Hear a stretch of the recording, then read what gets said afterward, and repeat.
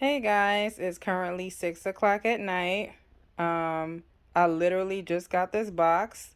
I want to do a quick unboxing for you guys. It's dark out, so I'm in my garage. Um, so let me go ahead and cut the tape off and I'll be back. Okay, so I cut the tape off. Let's see what we working with in here. So, I could see something that looked like a pot.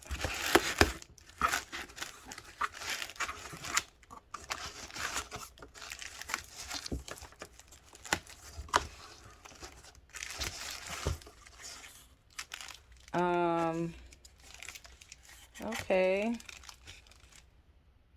Very small. Very small, but it made it in good shape. I don't see any damaged leaves or anything. Hope you guys can see. Lighting is not great, but it looks awesome. It looks awesome. So this is a Jaboticaba that I purchased from eBay. Yes, I had to bid for it, and let me tell you, like, it's it's war. Like, literally, it's war when you start bidding on eBay for stuff. It's like, if you not putting up no money, you're not getting it, period. This is a Plinia coronata times Plinia trunciflora hybrid Jaboticaba. So, I bid for this. The seller name is Fruitsy. He also had the Plinia trunciflora tree. You know, that bid went up to $240, so I opt out. So, I ended up getting this one. Again, is a hybrid. So I'll put the seller's name in the description below, but I don't know if he specializes in Jaboticabas, but he has a lot of these for sale, different kinds. So as you can see, let me hold it up. It's probably, I want to say 10 inches tall. If it was like upright all the way, it would be maybe 10 inches tall.